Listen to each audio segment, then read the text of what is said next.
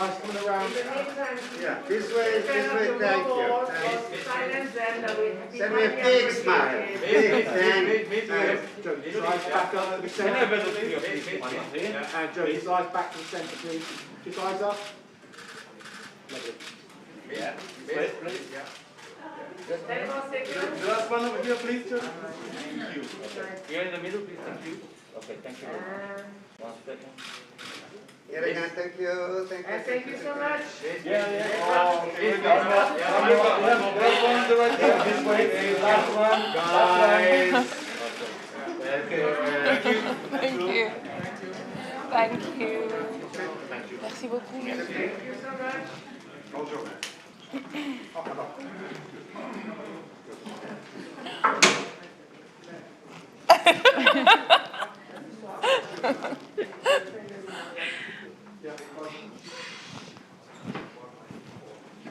We'll get started.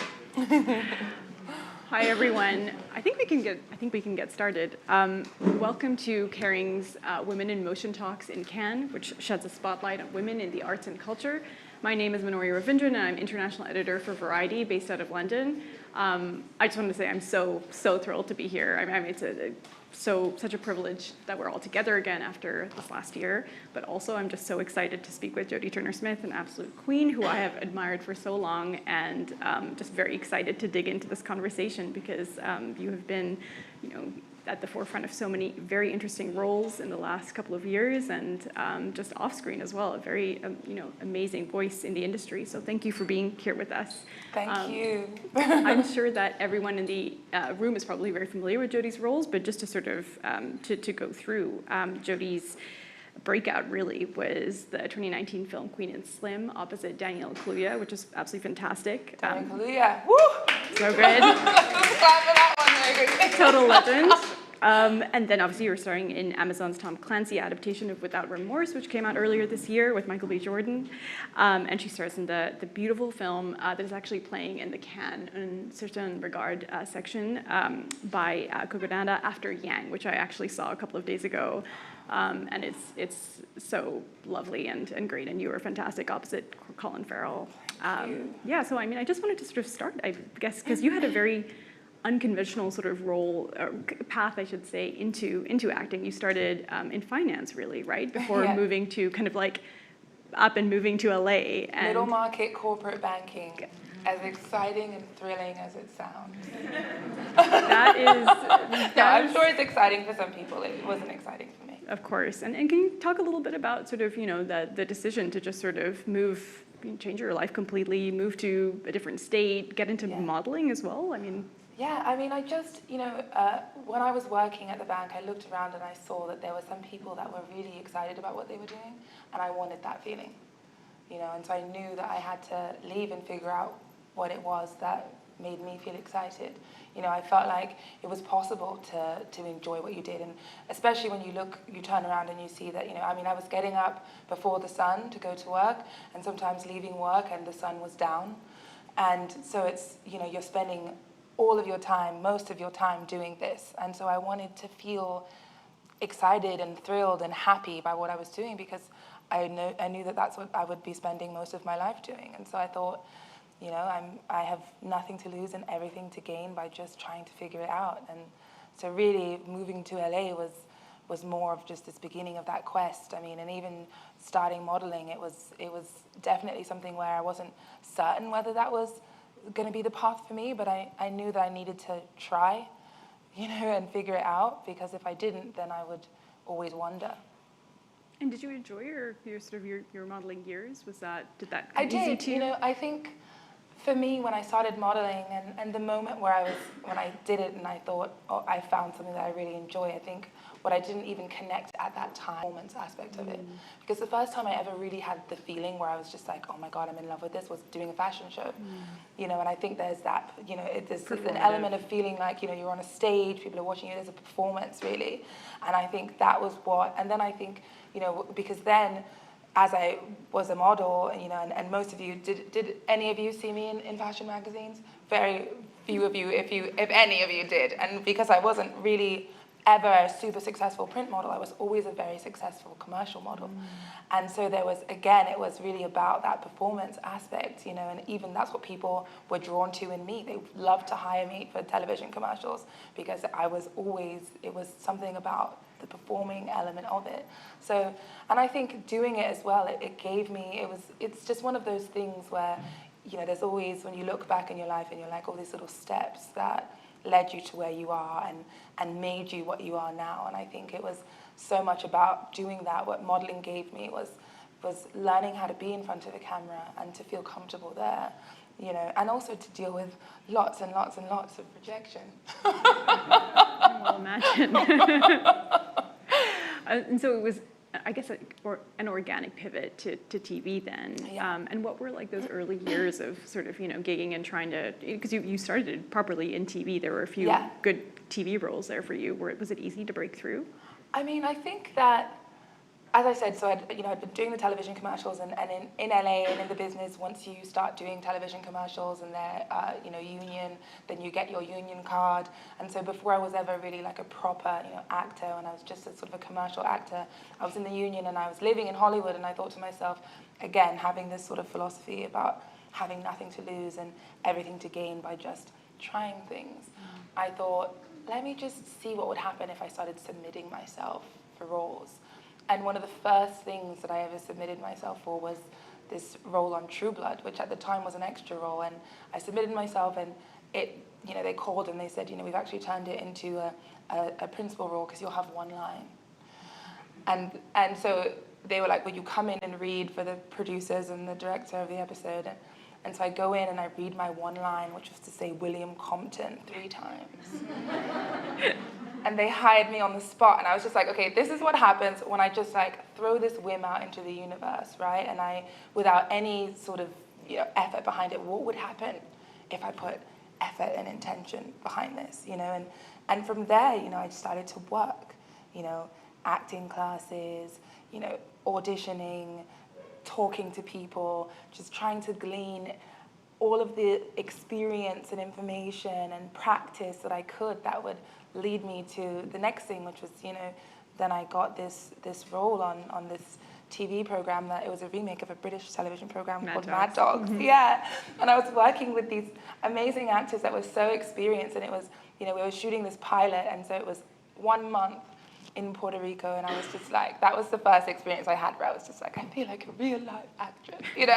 I was on location, and I was there and it was probably also the first time in my life where I've listened more than I spoke, because I just wanted to be a sponge and take it in, you know. I was working with all of these actors who had between them over 100 years of acting experience, you know, Romney Malco and Steve Zahn and Michael Imperioli and Ben Chaplin and Billy Zane, and they were just all so wonderful to me, especially Romney and Michael, and really in a way, you know, when I think about sort of a mentor, in a way, like Romney really kind of was that for me, because he would always, you know, even though I had in that show, I think it was 2 scenes in that episode, I mean, he just showed me like what it was to have a work ethic and to practice and to really like think about the work that I was doing and how to attack it. And it was just such a beautiful and nurturing experience. And I feel like, again, it's that thing where every experience sort of leads you into the next one. And I also feel like, you know, because things definitely happened in a way that is not conventional, but I feel in my egoistic way that it's because I'm connected to purpose, you know, it's because I found something that I'm supposed to be doing. And so I'm finding that it's leading me from one thing to the next, to the next, to the next, and building this beautiful little journey that has landed me here 10 years later. 10 years later, wow. But that first, Mad Dogs, I think that was 2015, I think that was. So, you know, I mean, not so long ago. That's not, no, that's like, you know, what, six years effectively, yeah. right? That's an incredible kind of meteoric rise, I would say. But obviously the game changer there was probably Queen and Slim, right? Can you talk a little bit about how you kind of came to work on that project? Because that was absolutely. really groundbreaking. I auditioned a lot. You know, and that's the thing, I think when you're an actor, they put out loads of hoops for you to jump through. And in a way, I feel like, you know, I always feel like auditioning is sort of like the hazing of acting, and it's so nerve-wracking, and it's like, and it's nothing, an audition is nothing like being on set, obviously. You know, you're imagining so much of the circumstances, which, I mean, you obviously have to do as an actor anyway, but there's so much to sort of overcome when you're in an audition that is irregular in a way. But yeah, I mean, I remember that I saw in, it may have even been Variety, that this Daniel Kaluuya was attached to this project, that Lena Waithe was writing the script, that it was going to be Melina Matsoukas' first feature. I'd actually worked with Melina on a television commercial years before that. And I remember I reached out to my team and I was like, what is this? I want to be a part of it. And what's crazy is that I had just shortly before that had a general meeting with a casting director, Carmen Cuba, who had somehow wanted to meet me, and she was the one who was casting this. So I was like, wow, this seems like the stars are aligning in this moment. And you know, I read the script, and when I read the script, I was just absolutely floored by that script. You know, I was blown away by the story, and I was just in love with the character. I just really loved who Queen was, and I really wanted to play her. And you know, it's, as I was saying before, when you do modeling, you get used to rejection, and in acting with auditioning, you have to be able to just sort of audition and then walk out the room and let it go, because you may never hear anything ever again about that. But I was so attached to this, and I think I cried in my car after every single one of those auditions, because I just felt so connected to the project and so in love with the story. And you know, I auditioned for Carmen, and then I auditioned for the producers, and then I auditioned for Melina, and then I did a chemistry read with Daniel. And I remember at the end of the chemistry read, they were like, can we just take a picture of you guys together? And I didn't even, you know, in my nerves, in my just totally melting down, I didn't think that meant anything. Like, you know, and you also just learn to also not think anything of anything, because you don't want to be disappointed. But they took a photo of us together, and that was the picture that they posted, like, after, to say, you know, that they had found their queen and they're ready to do this movie. And it was just, the whole thing was exhilarating and emotional and intense and amazing, you know. So you've literally been a queen since day one. Did the doors open for you the way that, you know, maybe the industry that you yourself thought? Like, I mean, what were the opportunities like after that film came out, and the types of roles that you were getting? Yeah, I mean, I think Queen and Slim definitely made a lot of people who didn't rate me or didn't know who I was or didn't know what I could do look at me differently. You know, I definitely was in so many conversations that I was not in before that, and I would not have been in without it. You know, there's never really a way to quantify exactly how much things change for you, especially because, I mean, I did that film and then I went on to do another one, and I was pregnant, and it was all these things. I got married, and so in a way, life was moving so quickly for me in my own little bubble that I didn't really have time to sit there and think about, like, oh, this is how things have changed for me. You know, I actually didn't, you know, as the film was being rolled out, and I was flying back from Berlin to promote it, and so I never really was in LA to even see billboards or anything like that. I didn't really experience that whole, like, oh, this is the moment your life has changed. It was literally just like, I was just trying to get through the next thing, you know. But I definitely felt as though the conversations around me in the business were different. And, you know, I think just in general, work begets work, right? And my whole thing was, I mean, even when I got Queen and Slim, I was like, right, don't fuck it up. You know, I'm like, now I have to show up and do the work. Right.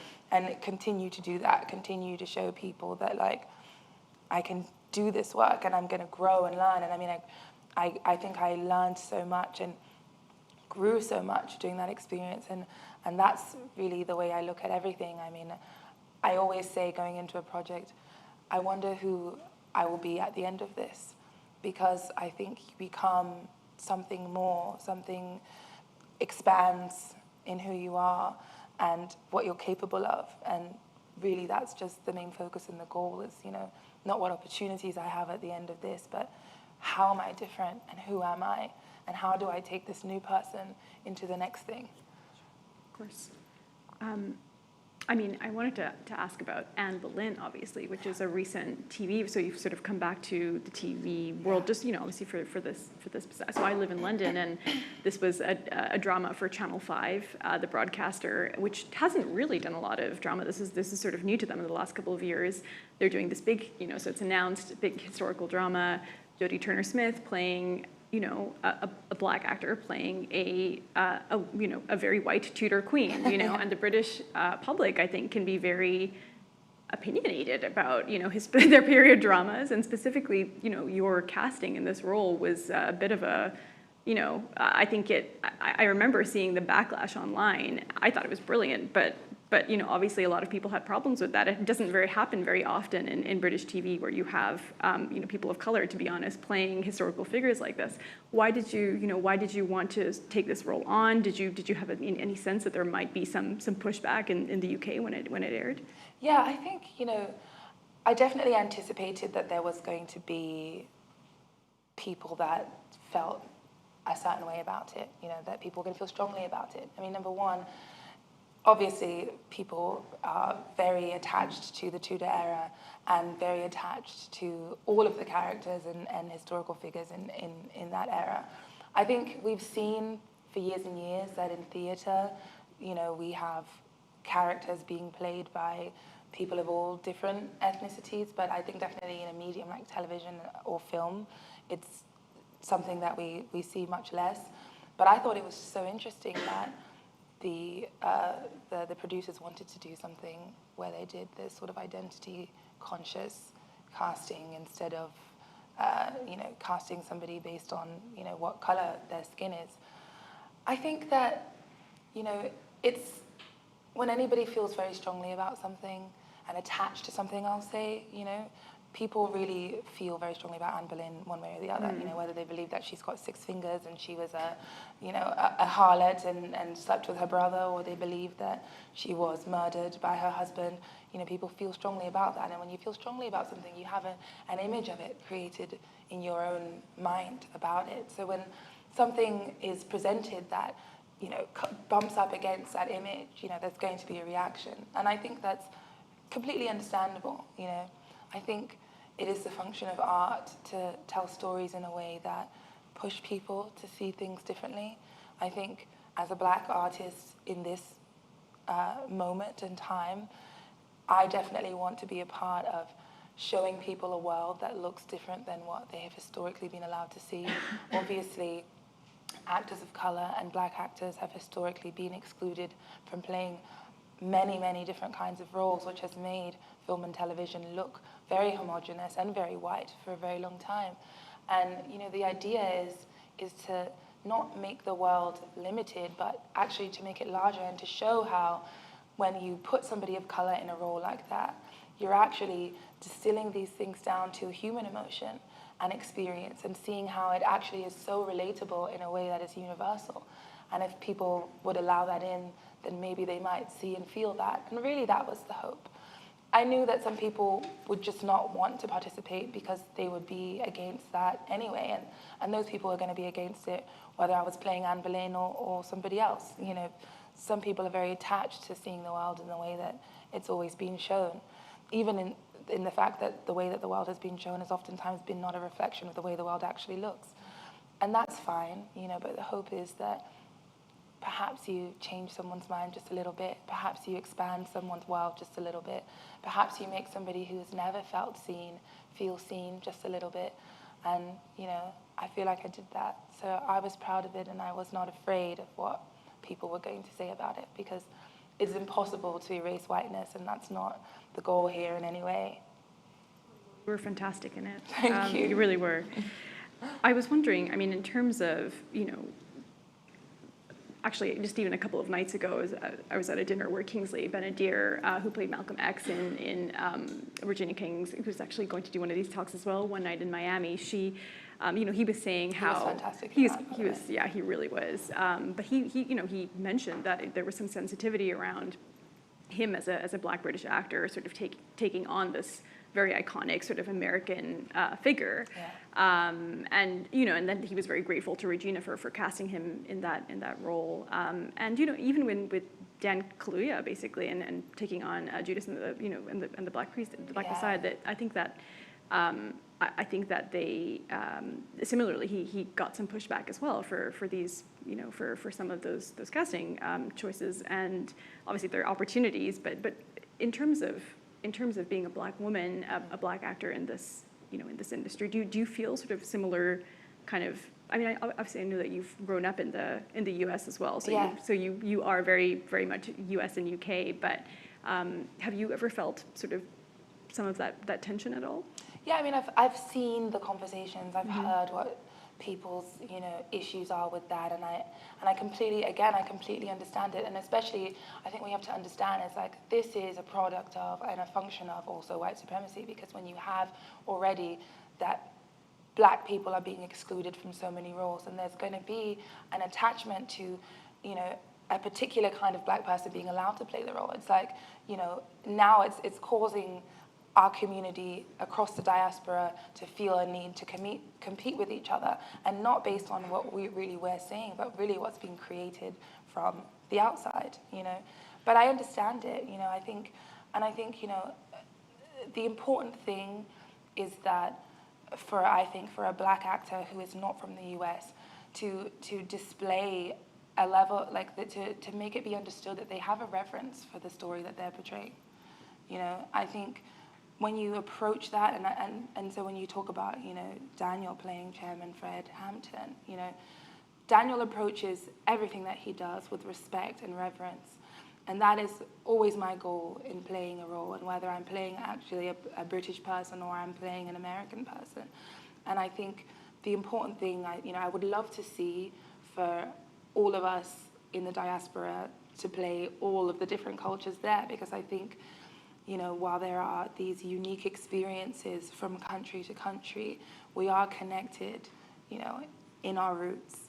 And I think the more that we get to know each other and we have less separation and we don't allow white supremacy to separate us, then we will all feel a part of these stories, whether we come from Haiti or from England or from Jamaica or from America, that there will be a unity and a respect and an honor and a reverence telling these stories. And I think that's the most important thing, and to have respect for the fact that there is a struggle. At the end of the day, Black actors in America struggle to have representation, struggle to get work, struggle to tell their own stories. So there's going to be a sensitivity and attachment that says, no, only we can tell that story, you can't tell it.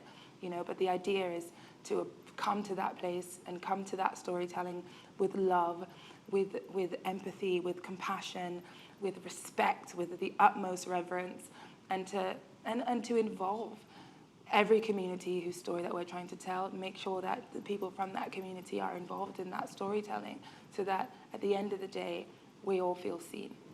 Absolutely. And to that point as well, in terms of being a Black actor in the US and UK, we saw the Black Lives Matter sort of, which people say the Black Lives Matter of 2020, but actually it has longevity, and it sort of was back in the spotlight, I suppose, after the murder of George Floyd. There were a lot of promises made by the studios, the streamers, black tiles on Instagram. There was a lot of performative Allyship. Exactly. Do you feel as though that has panned out? Have people lived up to those promises that they made? How has it manifested in your opinion? I think there's a lot of living up to do. There's a lot of work to be done. And I think that, just like with anything, I mean, when you call somebody out, there's going to be a level of there's going to be people that are genuinely wanting to make a change. There's going to be people that are performing, their allyship. But what we're doing here is we're trying to change something that's been a norm for a very long time. So even sometimes I think it's about keeping the awareness alive and reminding people that it has to be kept alive. I mean, look, I think what's missing and where I see a lot of work still needs to be done is that studios, the business, the industry, everybody has to understand that being an ally is going to cost money. You have to put your money behind it. It's not just, the words will not suffice. When you make casting choices and you hire actors of color into something, you have to hire people who know how to do their makeup, who know how to do their hair, who know how to light them properly.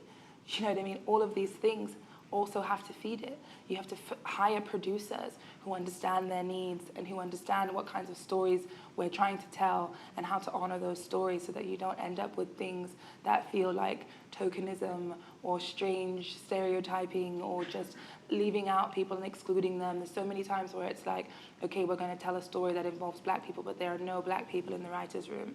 There are no women in the writer's room. There are no, you know, there's so many different elements of it, and all of those things mean money. Hiring the people that are necessary, you know. If you hire a black person to play a character in an action film, you have to hire black stunt performers of their complexion. You know, there's still a lot of blacking up that happens in the stunt business. You know, I mean, there's just so many levels to it, but it's really easy, you know.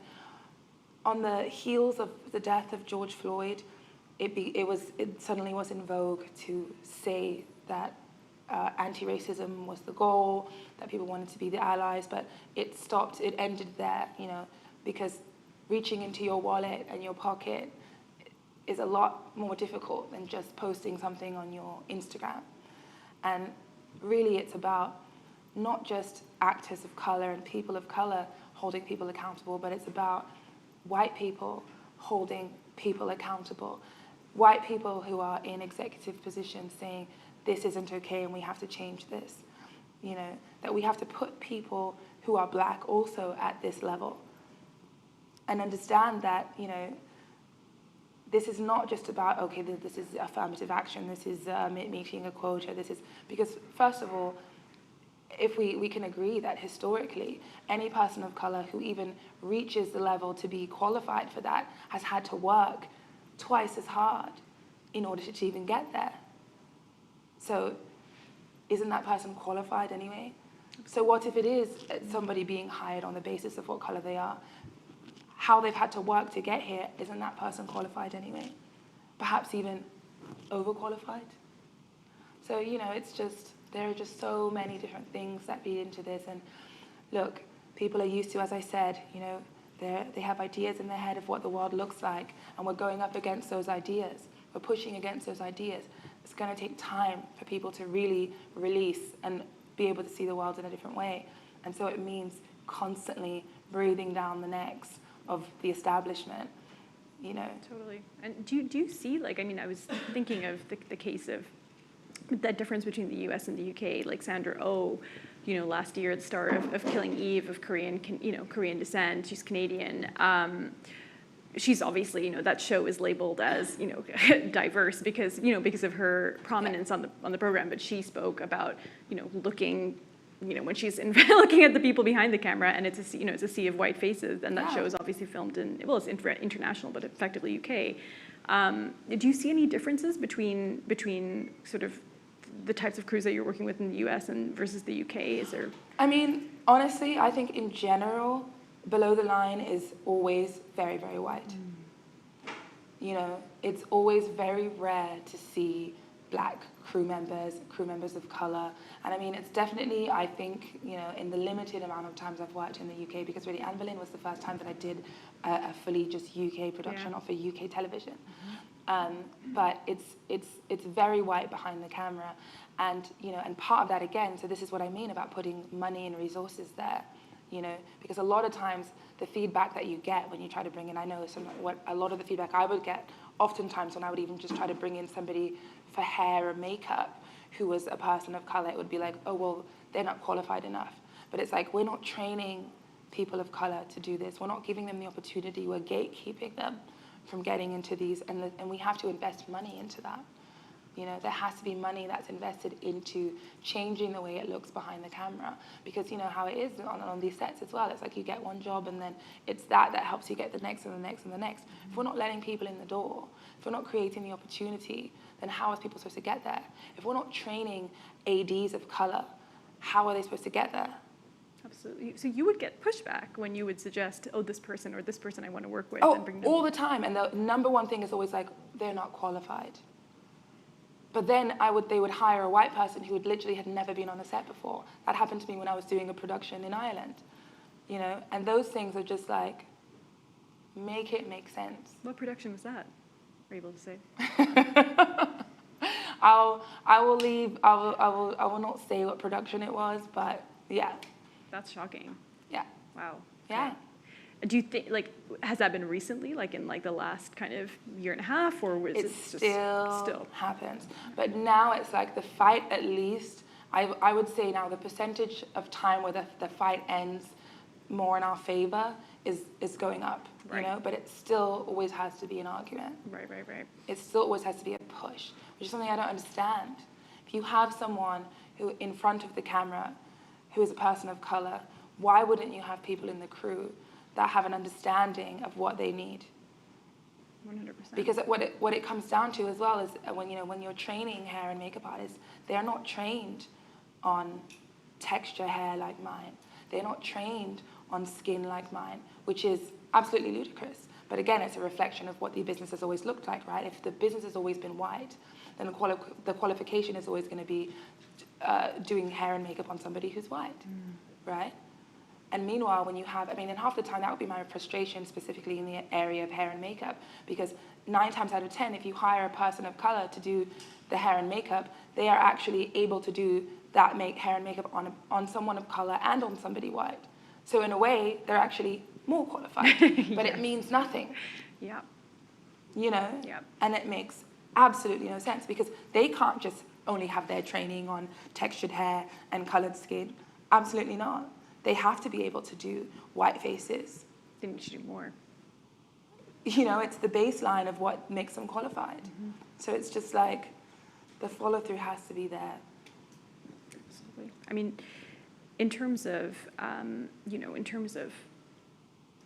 the directors that you work with as well, I found it very interesting to learn. Actually, just this past week, there's been some, further commitments in terms of Europe and the situation here, specifically for, women behind the, female directors. And it's 1 in 5 directors in Europe is a woman working on productions, which is absolutely shocking. Is this something that you are thinking more consciously about when you're choosing your projects, and especially the roles that you've taken on have been so specific? Is that going through your head these days? Absolutely. Yeah. And in a business, the more work you do, and the more people like the work you do, then sort of the more agency you have in who you get to work with. And my whole thing is that I want to make my life about not only just working with incredible directors, but working with women of color, using the opportunity that I have to give opportunities to people that where the industry is being gatekept to them, or that are not being given the level of respect that they deserve when they're extremely talented, But it's that same thing, people use the excuse, I'm sure the excuse is, well, there are not that many female directors.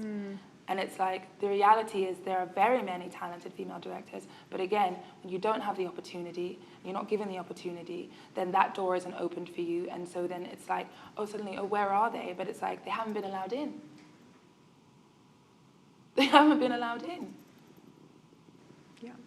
And when they're allowed in, and then they screw up, they don't get the second chance. Well, then that's the other thing. I feel like, with Me Too, when then what you saw is, suddenly they were like, let's give an opportunity to a female director. And it was not about, it was just, it was more about, let me just do this thing and let me just give this opportunity, and then it's like, we're waiting for it to fail. And so then we can say, well, it doesn't work, see? Right. Yeah, of course. There's a lot of that. We've seen it, at film festivals as well. And then it's like, and the other thing that I see very much is opportunities are given to female filmmakers, opportunities are given to filmmakers of color, and then they are not supported by the studio. They're not supported with the money, they're not supported with the resources, they're not supported in any way.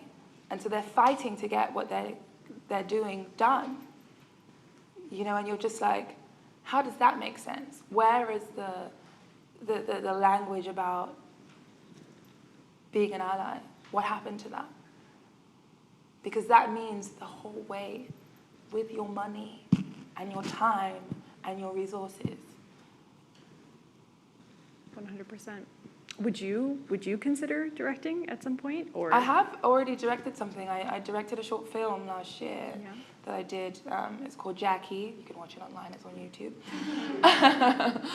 And you know, I wrote it, I directed it, I costume designed it, I directed it. It was incredible to do that process, and it just really was something that made me see, like, okay, here's another path that I definitely want to explore and see what's there for me, because I just loved it so much. And I think, you know, as an actor, you're always a part of something where, you know, it's all the other voices and you are taking everything around you and channeling that and making something. And when you sort of sit in the director's seat and you have your hand in everything, I mean, it was really incredible to have that process, you know, sitting in the edit for hours, sitting in the color grade for hours, like all of that stuff, and making all of the decisions. And I mean, it's intoxicating. Wow. So you're open to more? Like, are you? Oh, absolutely. Yeah. And I'm actually directing a music video next for my friend's band Gabriel's. It's a really amazing band, Gabriel's, and for their next single, when I get back, I'll be directing their music video for back to the US. Yeah. Very cool. Yeah. Nice. Yeah. Okay. So that's going to be my next project. I'm very, very excited about it. Is it easy to transition from being sort of, you know, such a high profile actor as you are into directing? Like, I mean, what is that like? How do those conversations pan out? I feel like it's more, you know, again, the more people that, the more opportunity that sort of doing good work, or work that some people at least feel is good, allows you to have a certain kind of respect, and then suddenly people are willing to help you get something done, which is really great. You know, now you're like, well, this is what I want to do. And then also just all the relationships I think that I built from I started until now, everything just kind of came together so perfectly that when it came time that I was ready to make something, I had all of these incredibly talented people around me to support me in getting it made. You know, which is what you need. You need support. To make anything, you need support. It's so difficult to do without. Totally. And really, that's what it comes down to. And I think it's less about, okay, I'm an actor and I'm transitioning into doing that, and it's more about being creative, I feel. You know, it's like once you decide that you just want to make art, you know, then it just manifests in all the different ways.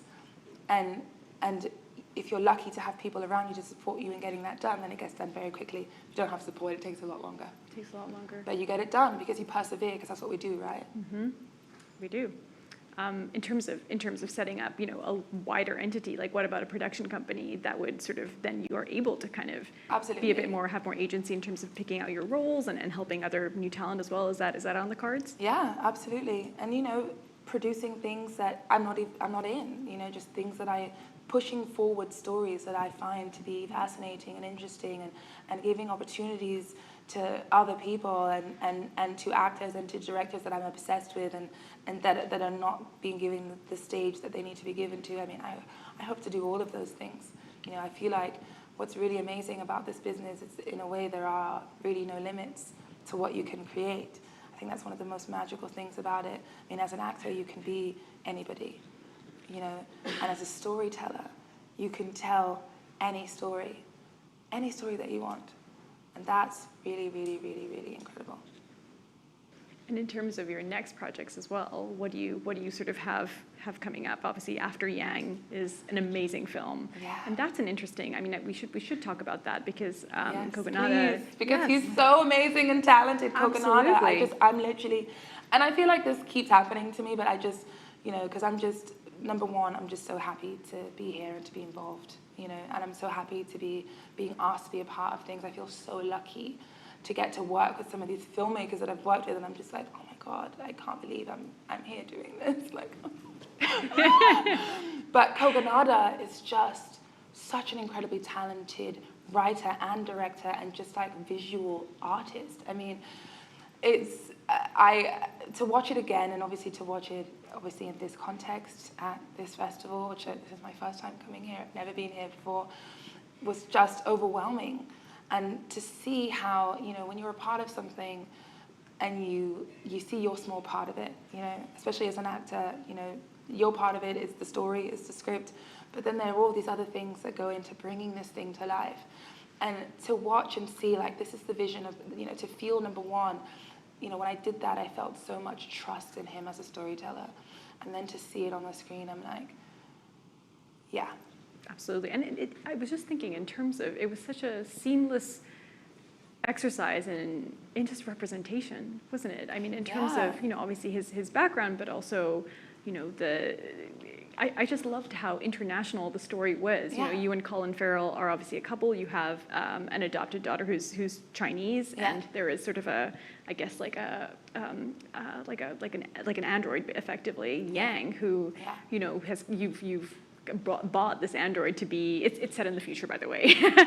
I guess the near future. It was just a very naturalistic way to create a world and to show that a world that is diverse can feel just so easy. And also that in this world of diversity, we're not just saying everybody's the same. We're actually having a conversation about bringing people together that are different. There's a particular scene in that film, the tree grafting scene, that I just really just had me absolutely in tears as I was watching the film. But that it's just such a beautiful telling of how, you can bring diverse people together and turn them into a family. But the new family is just as what is just as important as the new family is the old family. It's about honoring every part of someone's identity, even as they come to make something brand new. And that, I think, is just so special and beautiful and poignant and important. Totally. Yeah. And so after Yang, after Yang, what's coming up for you? What's next? Yeah, so right now what I'm working on is a Noah Baumbach film, White Noise, which is based on a Don with Adam Driver. Novel, with Adam Driver and Greta Gerwig and Don Cheadle, and I'm really very excited for that. It feels really cool when you get to be a part of something with a director that you really respect and admire and who has a vision. Again, it's like, when you walk onto a set and you know that you're walking on to be a part of a vision of somebody who is just extremely talented, and it's just like there's something that's so humbling and wonderful about that, exciting, because it's like, wow, there's so much to learn here.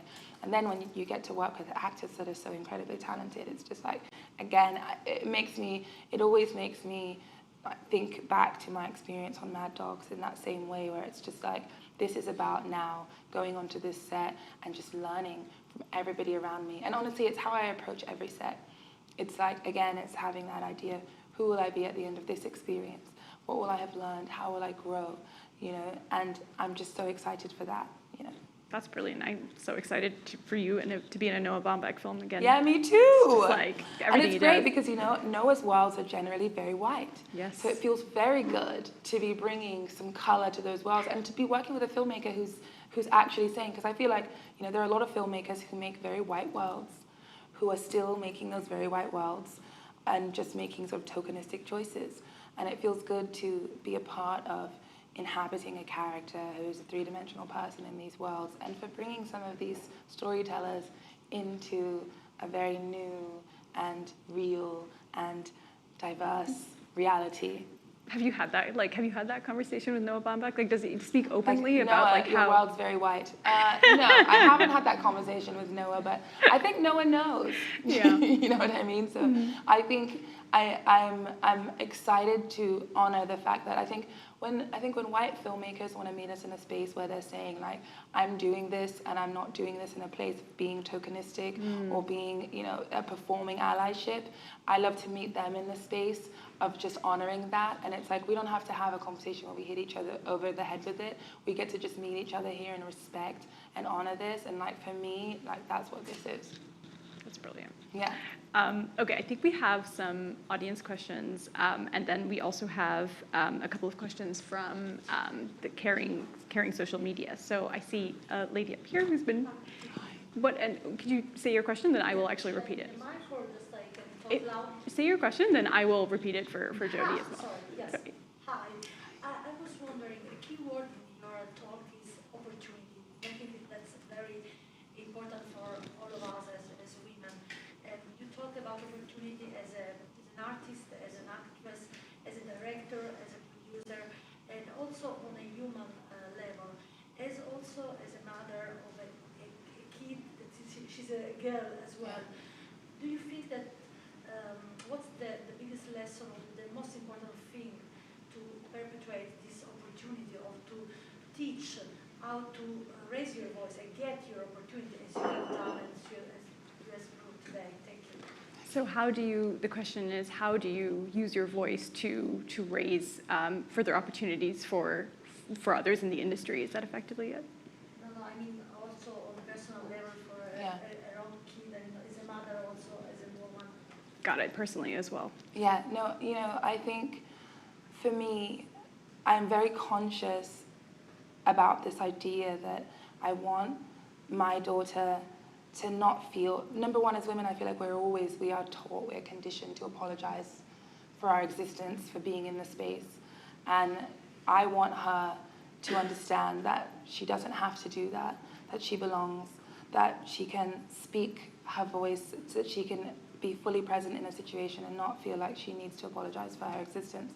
And I think that my hope is that in my life, through my living, through the art that I create, through the way that I create my art, that this is something that I live by example, that she grows up seeing and is modeled for her, because obviously we can try to teach each other things, but as a parent, we know that the biggest way we teach our children is by how we live, by how they see us live, by how they see us respond to other people, by how they see us take in what other people tell us. When people limit us, how do we respond to that? Do we have limiting conversations about ourselves? Do we show up in smallness in the world? Or do we show up in all of our large splendor, unafraid to let people know that we're here to take up space? Amazing. And your daughter is a year, just over a year old? Yes, she's just over 1, yeah. Incredible. Do we have any other questions as well from the audience? I will move on to the... I guess I talked so much that nobody has... We've covered a lot of ground. They're like, no, please stop her. She said enough. We have covered a lot of ground, that is to be sure. Okay, so these are questions from Kering's social media, which I will read out. If you could talk to the 6-year-old version of yourself, what would you say to her? I would say to her, don't be afraid to take up space. And I would say to her, your complexion is beautiful. And you might not know it now, but you will. That's lovely. And what are you most proud of? What am I most proud of? I'm most proud of having an attitude that says, I don't know everything and I have so much to learn. Because I think that alone allows me to resist stagnation, to resist my ego, to resist any of those things that limit me. So yeah. That is very refreshing in this industry, I have to say. Absolutely. Well, I think that we are at time. Does anybody have any other questions? Okay, brilliant. Well, I just want to say thank you so much, Jodie, for this conversation.